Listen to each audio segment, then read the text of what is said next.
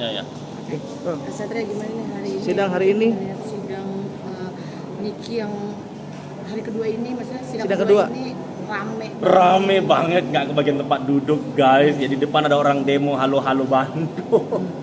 Untung tadi masuknya sebelum mereka datang kan. Saya shock juga sampai ada orang demo ya. Waduh. Ya hari ini ya seperti biasalah.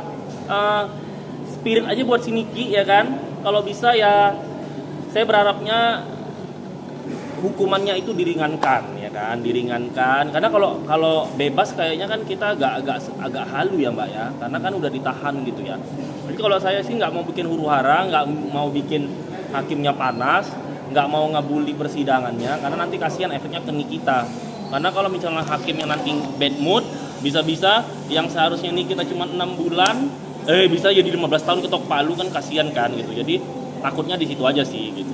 Oke, Satria, sebagai orang yang kamu kan ngerti hukum, kalau kulihat kamu mengerti hukum ya. Iya, kamu saya udah ya. 15 kali urusan hukum. Nah, kamu lihat gak sih bahwa ini bisa menjadi blunder dan malah kasihan ke Niki nanti, akan memberatkan dia nantinya. Hal-hal yang dimana penggiringan opini segala macam ini justru memberatkan dia nantinya. Ya itulah, kadang saya nggak tahu ini dari tim Niki, apakah Niki sudah menyetujui itu atau tidak. Ini saya kan nggak tahu kan, nggak bisa juga kontak-kontakan sama si Niki. Seperti Mbak kemarin lihat kan, Niki chattingan sama saya kan, ya kan, dia minta tolong gitu kan. Itu sebelum kejadian huru-hara dan pelaporan ini. Saya tuh kadang bingung kalau saya mau berkata jujur, nanti fansnya ini ngatain saya, lu ini blunder, lu ini nggak mendukung, lu ini penyusup. Nggak perlu, pihak-pihak sana itu walaupun ada duitnya, gue juga bisa cari makan sendiri, nggak usah bayar gue begitu. Bayar gue juga 1 triliun gitu kan. Emang mampu sono. Yang sono aja masih ngurusin biaya operasional buat sidangnya ini gitu. Jadi netizen atau fans-fansnya yang mungkin Niki nggak tahu, fans itu kan ada 2, ada yang alay, ada yang elegan. Mungkin Niki nggak tahu yang alaynya gitu.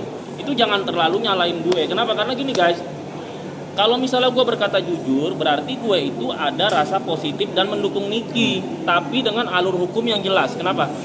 Kalau nanti gue seperti kalian menjelek-jelekan hakim, kalau gue nanti memfitnah hakim, kalau gue gue bisa aja di media sosial bilang hakimnya begini-begini, Niki pasti bebas gini, gue bisa aja.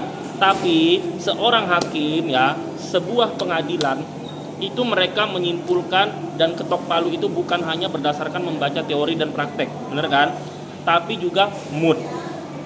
Apabila kalian rusak moodnya, apabila kalian hancurkan mood si hakim, seperti gue bilang, dari yang 6 bulan nanti bisa jadi 15 tahun ketok palu. Namanya juga orang emosi. Kita aja kalau berantem ya kan, namanya kita emosi, kita udah nggak peduli perasaan orang lain gitu. Jadi takutnya efeknya ke si Nikinya begitu. Kalau kalian mah puas-puas aja meluapkan emosi. Tapi kan kalau gue melihatnya Niki ini ada anaknya 3. Nanti gara-gara emosi kalian, gara-gara blunder kalian, gara-gara penggiringan opini, kasihan dianya. Kalau 20 tahun ketok palu kan mau gimana? Kalau hakimnya bad mood, itu manusia gitu maksudnya. Ini bukan bahaya lagi gitu. JPU itu kalau membuat, apalagi sebelum kejadian ini sudah banyak hakim yang ditangkap ya kan. Apalagi banyak beberapa JPU kalau sebelum mereka menjalankan profesi mereka sudah membaca regulasi dari gimana caranya, gimana tanggung jawabnya sebagai JPU. Mereka juga mikir kalau mereka nanti, apalagi ini viral kan, apalagi sampai ada demo di depan ya. Mereka tuh mikir kalau misalnya mereka itu mengada-ada, mereka pasti udah mikir mereka bakal bisa dimutasi, mereka bakal bisa dijauhkan dari keluarga, bahkan bisa dipecat, bahkan bisa dipenjara. Jadi kalau saya sebagai yang udah 15 kali urusan hukum ya, saya udah 5 kali dilaporin urusan begini guys, walaupun laporannya nggak tembus. Saya udah tahu nggak mungkin seorang polisi, hakim, dan JPU itu mengada-ada, karena nanti itu bisa berefek sama profesi mereka, gaji mereka, sama anak keluarga mereka, dan malu dan sanksi sosial tentunya. Jadi kalau dari saya, kita berdoa supaya kasus ini cepat selesai, ya minimal tidak bisa lepas, tapi masa tahanannya sedikit gitu. Karena kasihan Nikinya, kalau kalian kan ya puas-puasin aja nyalurin emosi, cuman yang kena kan dia. Nanti kalau dia di dalam kalian nggak bisa kasih support lagi ke dia gimana gitu. Jadi kasihan gitu. Oke, satu lagi ini kan mungkin hari ini pembacaan eksepsi dari Nikita Mirzani ya, pembelaan ini. Pembelaan. Mungkin kamu sendiri seperti apa nih? Apakah akan diterima pembelaan Nikita Mirzani oleh hakim atau seperti apa? Dan kemarin kan 2 kali lipat ramainya kan hari ini untuk mendukung Nikita sampai ada yang demo. Nah, kembali ke statement saya tadi. Kalaupun Nikita salahnya banyak, terus tertulis semuanya. Nah, Nikita sama pengacaranya ngajuin eksepsi. Nah, tapi kembali lagi ke mukjizat dan mood. Nah, kita sebagai manusia memutuskan sesuatu, kalau mood kita baik, pasti jadinya baik. Atau kita bisa berdamai. Tapi kalau mood kita jelek, udah bodo amat lu, gua penjarain aja lu 50 tahun ya gitu.